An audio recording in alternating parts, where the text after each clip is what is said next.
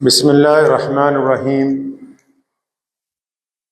शुरू अल्लाह के नाम से जो बड़ा मेहरबान और निहायत ही रहम करने वाला है। तमाम हज़रात दुरूद पाक पढ़िए। अल्लाहुम्मा सल्ली अला मुहम्मद व अला आलि मुहम्मद कमा सल्लैता अला इब्राहीम व अला आलि इब्राहीम इन्नका हमीदुम मजीद। अल्लाहुम्मा बारिक अला मुहम्मद व अला आलि मुहम्मद कमा बारकता अला इब्राहीम व अला आलि इब्राहीम इन्नका हमीदुम मजीद।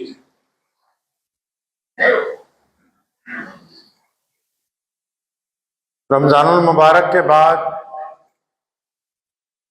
आज पहला जुमे का दिन है और पूरी दुनिया में वो लोग जो रमज़ानुल मुबारक में अल्लाह तबारक व तआला की रिज़ा के लिए रमज़ान के रोज़े रखते रहे, पंजगाना नमाज अदा करते रहे, अपनी हिम्मत के मुताबिक अल्लाह के रास्ते में खर्च किया, गरीबों की, मिस्कीनों की, मोहताजों की ज़रूरियात को पूरा किया। वो बहुत से खुशकिस्मत लोग आज मुख्तलिफ मुकामात पर मस्जिदों की जीनत बने हुए हैं। अगर आप मुस्बत निगाहों के साथ मसाजिद की तरफ मुतवज्जो होंगे तो हर साल कुछ ऐसे नौजवान, कुछ ऐसे ज़ईफ लोग, बच्चे नए नमाजियों की शक्ल में मस्जिदों को मिलते हैं जो पहले मसाजिद तक अपनी पहुंच नहीं रखते थे। तो ये रमज़ानुल मुबारक का फैज़ है, उसकी बरकतें जो अल्लाह करीम ने मुसलमानों को अता फरमाई। गरचे वो माहौल तो नहीं मिल सकता जो रमज़ानुल मुबारक में होता है, और वो होना भी नहीं चाहिए, क्योंकि रमज़ान की अपनी एक अजमत है, अपनी एक शान है, अपना एक अलग मुकाम है। कोई और महीना उसके मुकाबले में आ नहीं सकता। लेकिन रमज़ानुल मुबारक में जो प्रैक्टिस मुसलमानों ने की होती, रमज़ानुल मुबारक में जिस अंदाज से वक्त गुजारा होता है, वो अपने असरात मुरत्तिब करता है लोगों के ऊपर, और उसका फायदा जो है वो मिल्लत इस्लामिया को नजर आता है। बहुत सारे लोग ऐसे होते हैं जो रमज़ानुल मुबारक से पहले किसी गुनाह में मुलव्विस थे। रमजान में लगातार 29-30 रोजों ने उनकी उस आदत को तब्दील किया है। यह कह देना आसान है कि रमजान के बाद नमाजी नजर नहीं आए, लेकिन उन लोगों को देखना बड़ी जुर्रत की बात है जिन्होंने रमजान से पहले गुनाहों को छोड़ा, रमजान में नेकी को अपनाया, और अब रमजान के बाद उस नेकी के ऊपर कारबंद हो गए, टिक गए उसके ऊपर। हमारे नबी हज़रत मोहम्मद सल्लल्लाहु अलैहि वसल्लम ने हमें तालीम दी है कि आप इंसानों की हौसला अफजाई करें, उनकी हौसला शिकनी ना करें। शरीयत ने कहा कि अगर आप अच्छी बात कर सकते हैं, किसी को कांधा दे सकते हैं, किसी को खौफ से निकाल सकते हैं, किसी की हिम्मत अफजाई कर सकते हैं, किसी का गम में साथ दे सकते हैं, किसी की तारीफ कर सकते हैं, तो कीजिए। अगर ये नहीं कर सकते तो बुराई करने की जरूरत नहीं है, कीना रखने की जरूरत नहीं है, हसद रखने की जरूरत नहीं है, चिढ़ने की जरूरत नहीं है, लोगों के पास चुगलियां करने की जरूरत नहीं है, क्योंकि हम इंसानों को हौसला देने के लिए आए हैं, उनको तोड़ने के लिए नहीं आए। शरीयत ने यह जुज रखा है अपने अंदर कि अगर आप किसी की तारीफ नहीं कर सकते तो उसकी बुराई करने का हक आपको हासिल नहीं। आप किसी गिरते हुए को उठा नहीं सकते तो किसी को धक्का देके गिराने का हक आपको हासिल नहीं है। आप किसी रोते हुए को हंसा नहीं सकते तो किसी गमगीन को रुला देने का हक आपको हासिल नहीं है। रमजान के बाद हमें रमजान की उन बातों को दोहराना है अपनी जिंदगी में। अब सहरी तो नहीं होगी, अफ्तारी तो नहीं होगी, तरावियां तो नहीं होंगी, लेकिन मिजाज में जो नरमी पैदा हुई है, आंखों में जो शर्मो हया का मादा आया, हाथों में पैरों में जो नेकी के रास्ते पर चलने की हिम्मत आई है, अच्छाई को फैलाने का, बुराई के मुकाबले में खड़े होने की जो ताकत पैदा हुई है जिस्म में, उन बातों को अपनी जिंदगी में अमली तौर पर संभाल के रखना अगले रमजान तक, क्योंकि हमने अपने रब से वादा किया है रमजान में कि अल्लाह रोजा तेरे लिए, वादा किया है कि हम मोहम्मद रसूलुल्लाह की इत्तबा करेंगे, उनकी वफादारी करेंगे, उनकी पैरवी करेंगे, वादा किया रमजान में हमने। और उसी वादे के दौरान हमने ईद के दिन भी अल्लाह तबारक व तआला से उस वादे को दोहराया है कि हम तो नमाज से पहले गरीबों को खैरात देंगे, नमाज पढ़ने से पहले फितरा अदा करेंगे, नमाज पढ़ने पहले मोहताज के गरीब के मुंह में लुकमा डालेंगे। हमने अपने रब से वादा किया है कि हमारी इबादतें ऐसी होंगी जिसमें गरीब का साथ होगा, मजलूम का साथ होगा, जरूरतमंद का साथ होगा। उस वादे को भुलाया नहीं जा सकता। इबादत सिर्फ सजदा करने का नाम थोड़ी है। अगर सिर्फ सजदा करने का नाम होता तो रमजान की जो बाद ईद आती है उसमें फितरा क्यों रखा जाता? अगर इबादतें सिर्फ सजदे से हो जाती तो ज़कात का निजाम क्यों लाते? अगर सिर्फ सजदे से हो जाती तो दूसरे को मुस्कुरा के देखना सवाब ना लिखा जाता। अगर सिर्फ सजदे से बात बन जाती मोहम्मदुर रसूलुल्लाह कहिए सल्लल्लाहु अलैहि वसल्लम ईद उल फितर की नमाज अदा करने के लिए अपने घर से निकले, नमाज पढ़ाने के लिए ईदगाह की तरफ जा रहे हैं, और जब देखा रास्ते में बहुत सारे बच्चे खेल रहे हैं, एक बच्चा बड़ा उदास खड़ा है। नबी अलैहि सलाम ने उससे पूछा कि बच्चे तुम उदास क्यों हो? तो उस बच्चे ने कहा जी मेरे अब्बा का इंतकाल हो गया है, मेरे वालिद नहीं रहे, उनका इंतकाल हो गया है। तो सब लोग ईद की खुशी मना रहे हैं, मेरे सर पे तो कोई हाथ रखने वाला नहीं है। इस बात को भी ज़हन नशीन कर लीजिए कि घर में जो बाप होता है, जब तक बाप जिंदा होता है तब तक ईद की खुशियां होती हैं, ईद मनाई जा सकती है। जिनका बाप मर जाता है वो ईद गुजारते हैं, वो ईद मना नहीं सकते। ईद का दिन गुजारा जा सकता है, मनाया नहीं जा सकता। तो उस बच्चे का भी दिन गुजर रहा था, तब ईद मनाऊं कैसे? मेरा बाप नहीं है, मर गया, शहीद हो गया किसी जंग के अंदर। अब अंदाजा लगाएं अल्लाह के बाद कायनात में कौन है जी सबसे ज्यादा मुकाम किसका है जी? सबसे ज्यादा बड़े कौन हैं? अल्लाह के बाद सिर्फ मोहम्मद रसूलुल्लाह सल्लल्लाहु अलैहि वसल्लम है।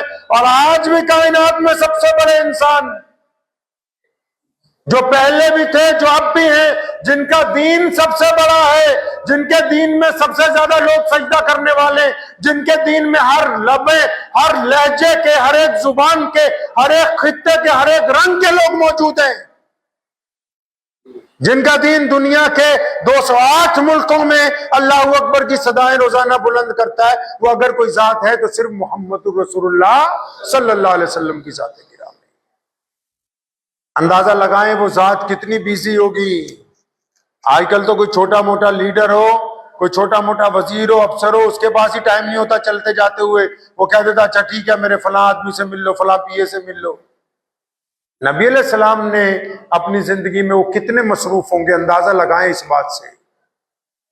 23 साल में इतना बड़ा दीन खड़ा किया कायनात में, सिर्फ 23 साल में। 40 साल की जिंदगी में ऐलान किया अल्लाह की तौहीद का, नबी अलैहि सलाम की रिसालत का ऐलान होता है। और सिर्फ 23 साल में मक्के से जो अजान गूंजती है वो तराबलिस के मैदानों तक, और फिर वहां से अफ्रीका के कौसारों तक, और फिर वहां से लॉस एंजलिस की पहाड़ियों तक, और फिर वहां से पूरे बर्रे सगीर में पांचों वक्त गुजरती है। अंदाजा लगाइए कि 23 साल में मोहम्मद रसूलुल्लाह सल्लल्लाहु अलैहि वसल्लम की जिंदगी कितनी ज्यादा मसरूफ होगी, उनके पास कितना वक्त होगा।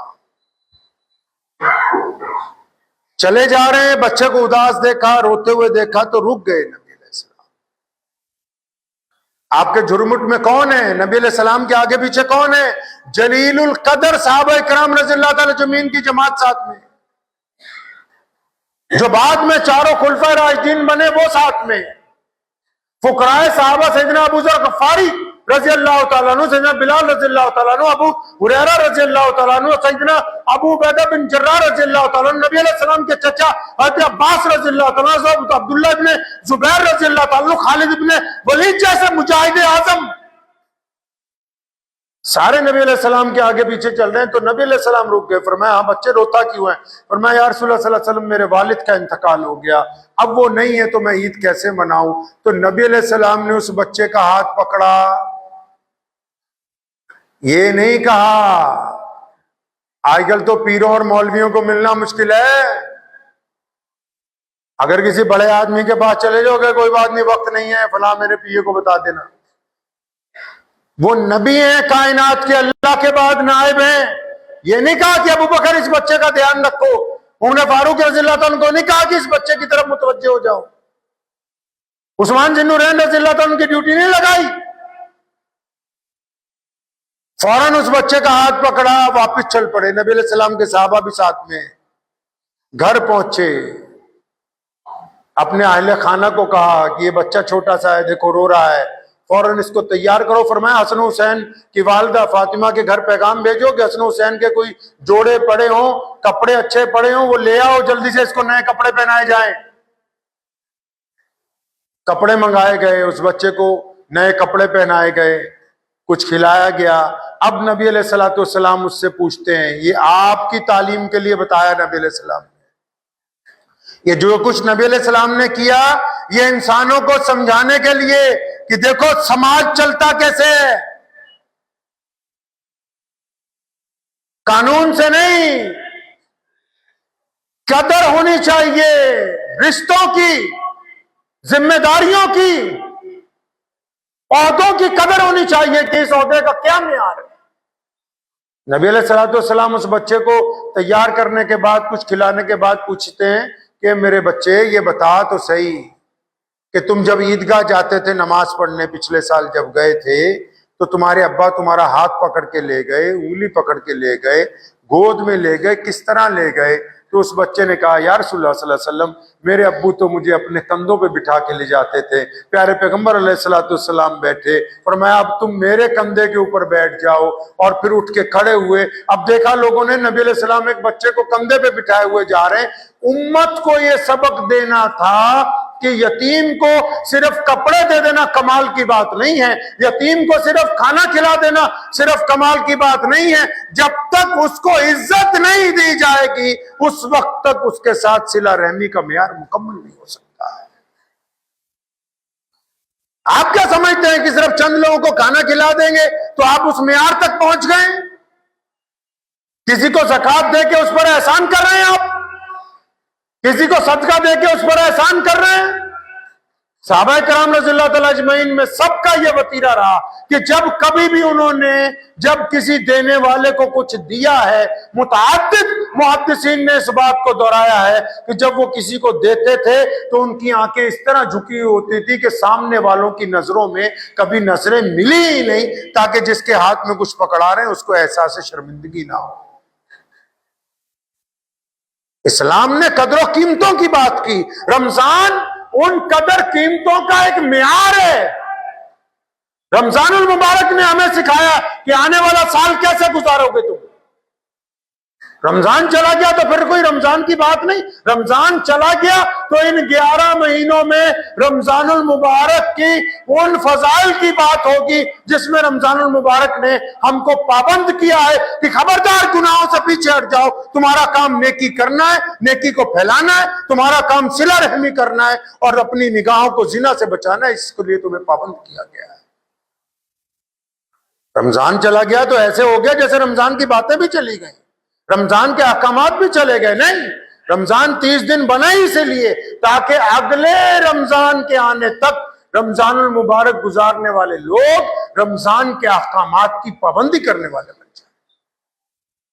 नबी अलैहिस्सलातु वस्सलाम ने हमें ये तालीम दी है। रोजा सिर्फ इबादत होता तो जंगे बदर में नबी अलैहिस्सलातु वस्सलाम तशरीफ न ले जाते।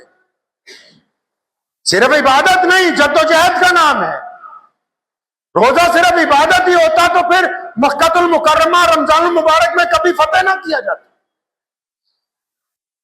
रोजा सिर्फ इबादत नहीं बल्कि जुल्म के खिलाफ अपनी जद्दोजहद का ऐलान भी। रोजा सिर्फ इबादत का नाम थोड़ी है, रोजे ने हमें पाबंद किया है। हम इतने लोग मसाजिद के अंदर आज पूरे मुल्क के अंदर मौजूद हैं, ये रमजानुल मुबारक की तो बरकत है। एक दौर होता था कि रमजान मुबारक के बाद फजर की नमाज में एक दो लोग होते थे, आज फजर की नमाज में कई कई सफ़े होती हैं।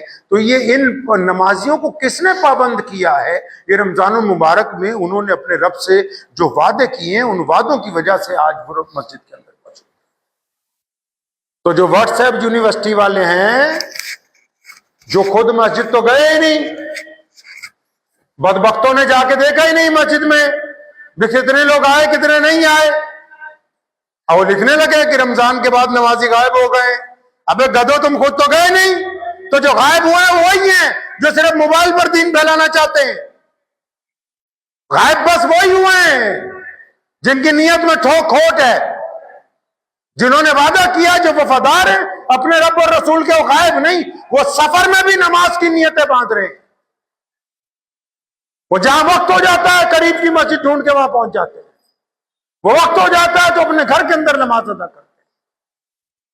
तो जिनको दीन की कदर है, जिनको दीन की कीमत जिनको पता है, वो तो अल्लाह और उसके रसूल के पाबंद है हुक्म के। तो इस बात को ज़हन नशीन कर लें कि रमजान मुबारक के में हमने जो अपने रब के साथ वादा किया है उसको निभाते रहेंगे, निभाएंगे इंशाअल्लाह। रमजान के बाद भी नमाज की पाबंदी, नमाज पर सुनो इसलिए जोर देते, क्यों देते सुनिए। कुरान पाक ने नमाज की वजह तस्मियां बयान की। बहुत सारे ऐसे मुसलमान हैं जिनको पता ही नहीं होगा कि हम नमाज क्यों पढ़ते हैं, और बहस कर रहे हैं वक्फ बिल के ऊपर, खुद पता नहीं कि हम कहां हैं।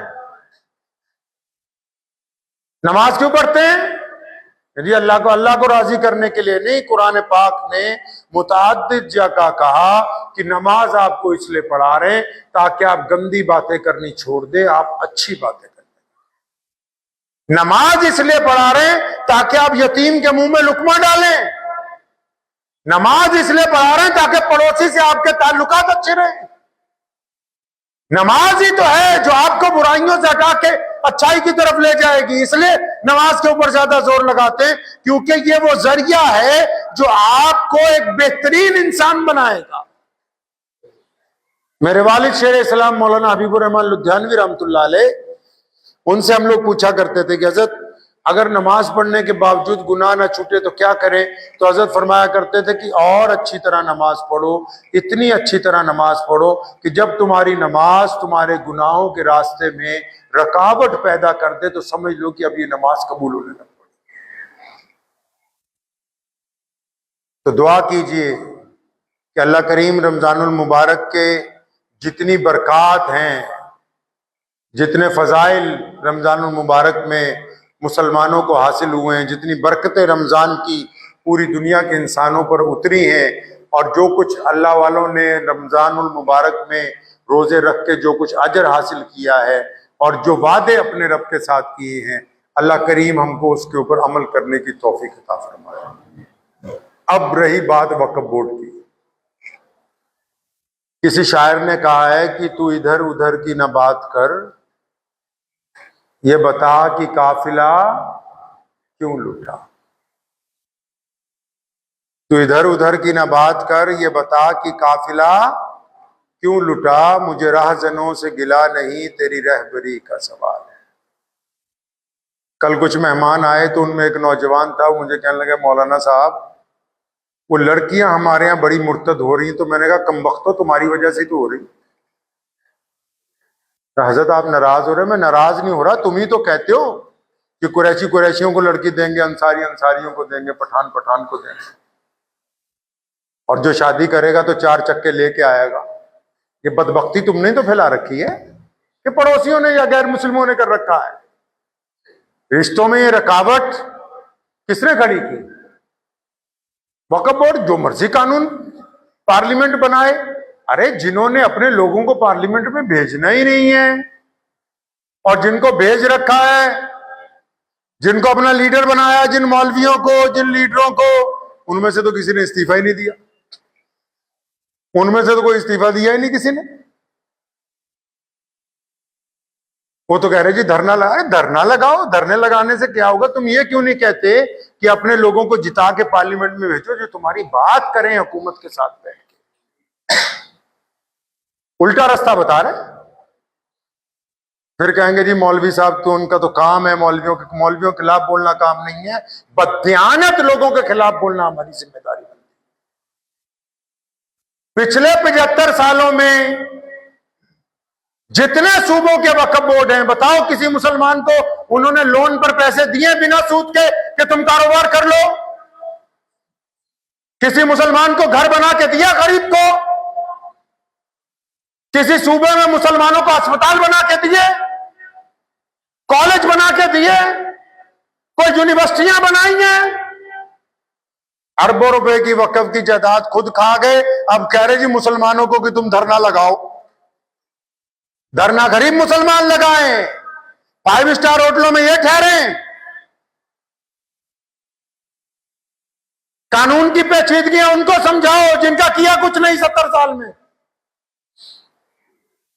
पूरे वक्फ एक्ट बिल में सिर्फ एक बात ज्यादती की नजर आई, जिसमें यह कहा हुकूमत ने कि गैर मुस्लिम मेंबरान को भी लेंगे, लेकिन ये जो मुसलमान मेंबरान पार्लियामेंट में मौजूद हैं या वो जमातें जो अपने आप को मुसलमानों का हमदर्द कहती हैं, उनमें जितने मुसलमान एमएलए हैं, चाहे वो आंध्रा के हों, चाहे वो बिहार के हों, चाहे वो अलग अलग सूबे को हो, उनमें से किसी तुम्हारे नुमाइंदे ने अपनी पार्टी से इस्तीफा नहीं दिया। ये नहीं कहा कि जी मैं इसके खिलाफ हूं, वो तो सारे अपनी जगह आराम से मिठाई खा रहे हैं और मुसलमानों को कह रहे हैं भी तुम धरने लगाने के लिए तैयार रहो।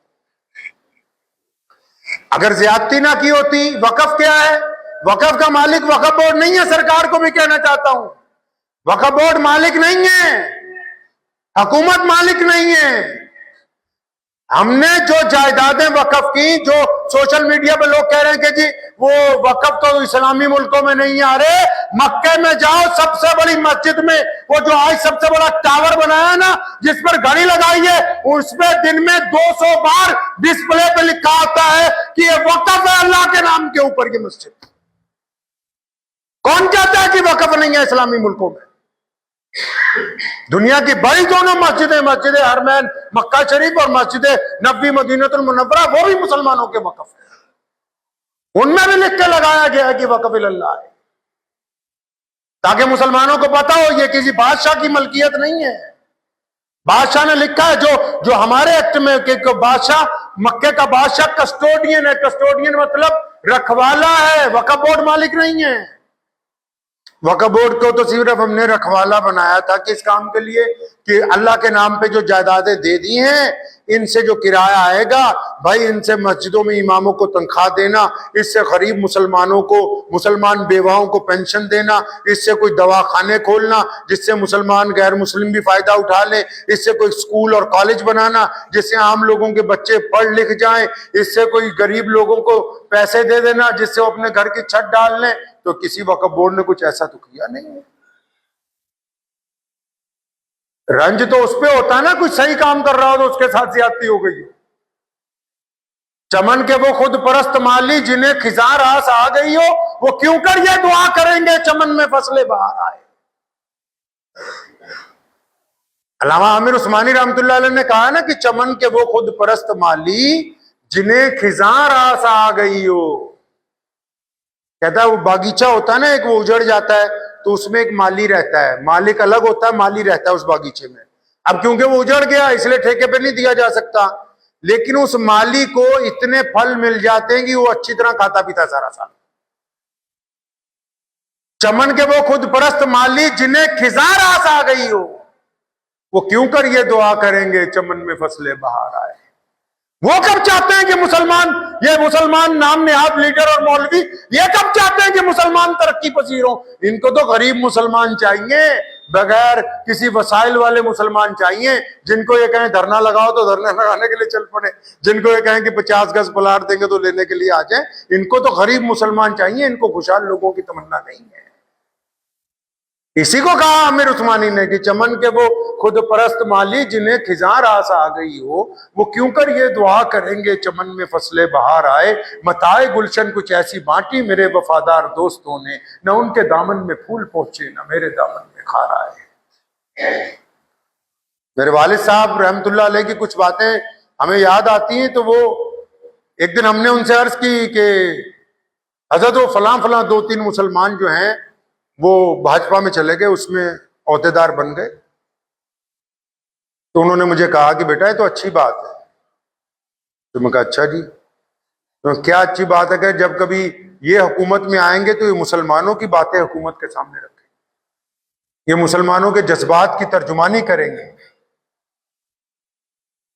जब कभी इनको मौका मिलेगा तो ये मुसलमानों के, लेकिन यहां जो उसमें शामिल है वो भी मुसलमानों की तर्जुमानी ना कर सके, वो भी हुकूमत को ना बता सके भी हमारी जरूरतें क्या हैं, हम क्या चाहते हैं। हुकूमत तक तो अपनी बात पहुंचाने का मसला है ना भी, कौन लोग अच्छी तरह अपना मुकदमा पेश कर सकेंगे। आपने अच्छे वकील ही नहीं बनाए। मिसाल के तौर पे जब चुनाव आया, आपने कहा कि हम तो अपनी बरादरी के नाम के ऊपर खड़े होंगे, हम तो सिर्फ अपने मसलक वालों को देखेंगे। तो फिर जब आप हैं ही अपनी बरादरी के ऊपर कारबंद, तो मैं ही नहीं समझता कि आप किसी और की बुराई करने लगे, जबकि आप अपनी खामियां खुद दूर करने के लिए तैयार नहीं। तो इसलिए